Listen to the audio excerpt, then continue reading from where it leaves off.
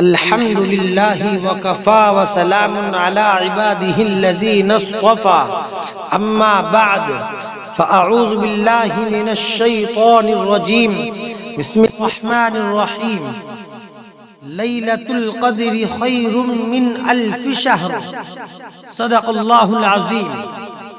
ناظرین کرام، آج ہم بات کرتے ہیں کہ شب برات میں کرنے کے کام کیا ہے اور کیا نہیں۔ نمبر 1، نماز عشاء اور نماز فجر کو باجماعت ادا کرنے کا اہتمام کرنا، یہ سب سے ضروری اور اہم کام ہے۔ نمبر 2، اس رات میں عبادت کی توفیق ہو یا نہ ہو، گناہوں سے بچنے کا خاص اہتمام کرنا، بالخصوص ان گناہوں سے جو اس رات کے فضائل سے محرومی کا سبب بنتے ہیں۔ نمبر 3، اس رات میں توبہ استغفار کا خاص اہتمام کرنا اور ہر قسم کی رسومات اور بدعات سے اجتناب کرنا۔ نمبر 4، اپنے لیے اور پوری امت کے لیے ہر قسم کی خیر کے حصول کے لیے دعا کرنا۔ نمبر 5، بقدر وسعت ذکر و اذکار، نوافل اور تلاوت قرآن پاک کا اہتمام کرنا، یعنی جس کی جتنی وسعت ہو وہ اتنی نوافل اور ذکر و اذکار کرے۔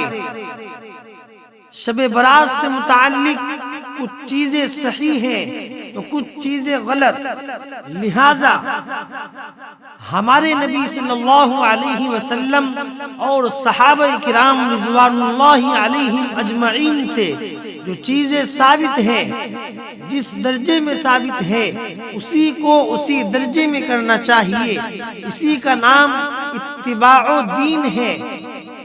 نمبر 1، مردوں پر ایصال ثواب کے لیے بغیر اہتمام کے قبرستان جانا۔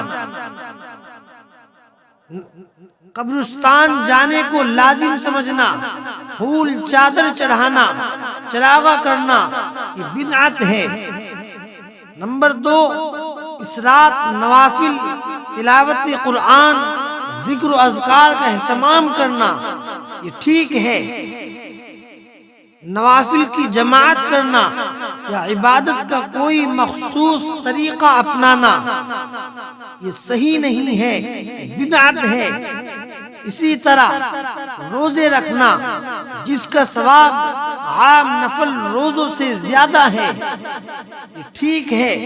اسی طرح حلوے کی رسم کا اہتمام کرنا، پٹاخے بجانا، آتش بازی کرنا، یہ بدعت ہے، یہ جائز نہیں ہے۔ اسی رات میں اللہ سبحانہ و تعالی شعبان کی 15ویں شب میں اپنی مخلوق کی طرف نظر رحمت فرما کر سب کی مغفرت فرما دیتے ہیں سوائے چند آدمیوں کے۔ نمبر 1، شرک کرنے والا۔ نمبر 2، ناحق قتل کرنے والا۔ نمبر 3، دل میں کینہ رکھنے والا۔ نمبر 4، بدکاری کرنے والا۔ نمبر 5، قطع تعلقی اور رشتے توڑنے والا۔